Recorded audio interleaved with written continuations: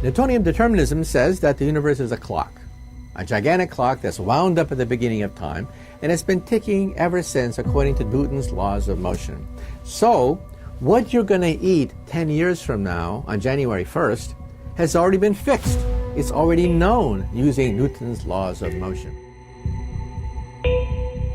Coba jujur, siapa di antara kalian yang lagi scroll TikTok atau swipe story Instagram, lalu tiba-tiba mata kalian menangkap iklan skincare, gadget, atau barang-barang lucu yang entah kenapa terasa menggoda.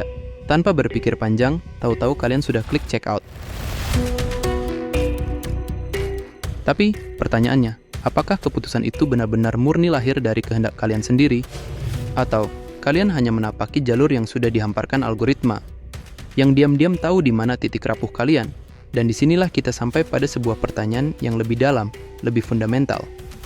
Apakah manusia sungguh memiliki kehendak bebas? As Spinoza argued, humans have no absolute or free will.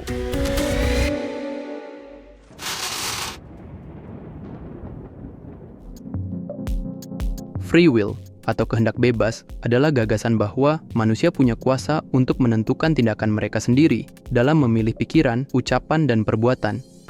Bukan karena paksaan, bukan karena keterikatan, tetapi murni karena kehendak dari dalam diri. Namun kenyataan tidak seindah teori. Begitu kita telusuri lebih dalam, konsep kehendak bebas ini membentur banyak sekali perdebatan, baik dalam ranah filsafat maupun ilmu pengetahuan. Setidaknya dalam sejarah pemikiran, ada 3 pandangan besar yang wajib kita tahu tentang kehendak manusia.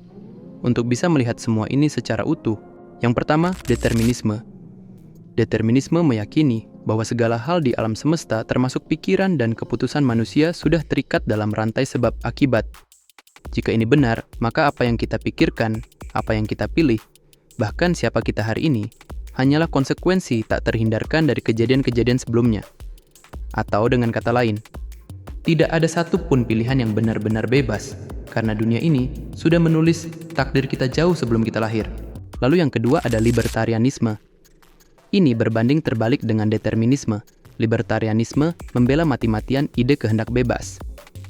Bagi para libertarian, manusia bukanlah boneka yang bergerak karena tarikan tali sebab akibat. Setiap pilihan kita, menurut mereka, bisa menjadi murni, tidak sepenuhnya ditentukan oleh apapun yang terjadi sebelumnya. Kebebasan ini berakar pada indeterminisme.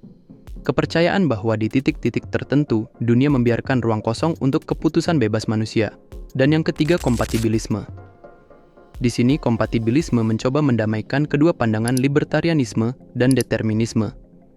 Pandangan ini menyatakan bahwa keduanya dapat berjalan beriringan. Karena menurut kompatibilisme, meskipun pilihan kita dipengaruhi oleh berbagai faktor, kita tetap bisa menyebutnya sebagai bebas selama kita memilih sesuai dengan keinginan kita sendiri tanpa paksaan eksternal.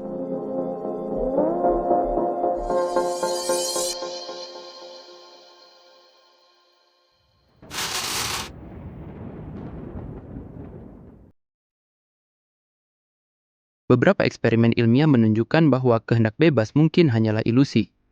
Pada tahun 1980-an, peneliti Benjamin Libet melakukan eksperimen yang mengukur aktivitas otak saat orang membuat keputusan sederhana. Hasilnya mengejutkan. Otak menunjukkan sinyal kesiapan untuk bertindak sebelum subjek sadar bahwa mereka telah memutuskan untuk bertindak.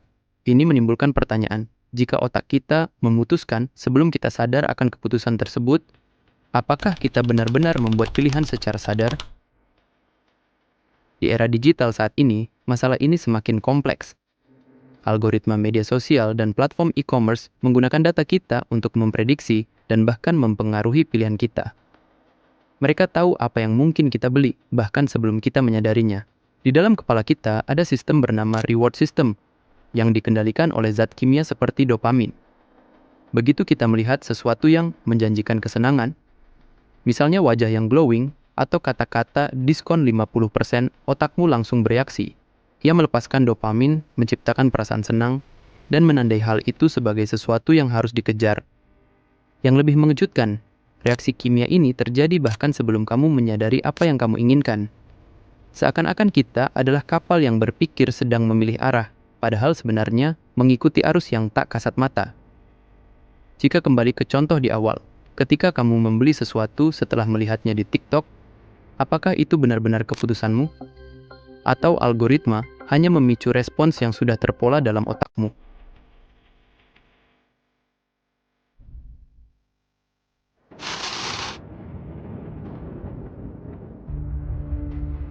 Kalau semua sudah ditentukan di dalam skenario deterministik atau teologi takdir mutlak, termasuk dosa dan pilihan manusia, maka timbul pertanyaan, apakah Tuhan sengaja membuat seseorang memilih jalan dosa? Kalau iya, lalu mengapa manusia dihukum atas sesuatu yang tidak bisa dia hindari? Ini pertanyaan klasik dalam filsafat agama, dikenal sebagai problem keadilan ilahi atau theodisi dan problem kehendak bebas versus predestinasi. Filsuf-filsuf seperti Thomas Aquinas dan Al-Ghazali menyatakan, pengetahuan Tuhan tidak menyebabkan manusia melakukan sesuatu. Artinya, hanya karena Tuhan tahu apa yang akan kamu lakukan, bukan berarti Tuhan memaksa kamu untuk melakukannya. Contoh sederhana, seorang guru tahu bahwa murid malas akan gagal ujian, tapi pengetahuan guru tidak memaksa murid itu untuk gagal. Murid itu tetap gagal karena keputusannya sendiri. Lalu kenapa Tuhan mengizinkan manusia berbuat dosa? Bayangkan kamu membangun taman bermain. Kamu membatasi pagar taman itu supaya aman, tapi di dalamnya anak-anak tetap bebas memilih mau main ayunan, jungkat-jungkit, atau berlari-lari. Kamu tahu beberapa anak akan jatuh dan luka. Tapi kamu membiarkan permainan itu karena kamu ingin kebahagiaan, pertumbuhan, dan pengalaman nyata. Begitulah banyak filsuf menggambarkan hubungan antara takdir Tuhan dan kehendak manusia.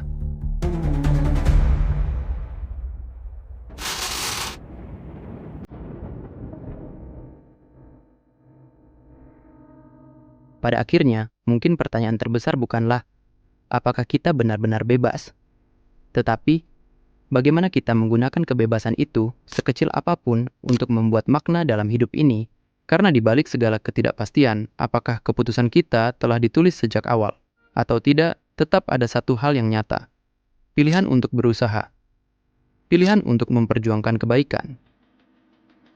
Kehendak bebas mungkin bukan mata air yang meluap tak terbatas, melainkan sungai kecil yang mengalir di antara bebatuan besar takdir. Namun selama sungai itu mengalir, kita tetaplah para pelaut yang bertanggung jawab atas arah layar kita. Dan mungkin disitulah letak keindahan manusia. Bukan dalam kepastian, tetapi dalam keberanian memilih. Bahkan ketika dunia tampak sudah menuliskan akhirnya.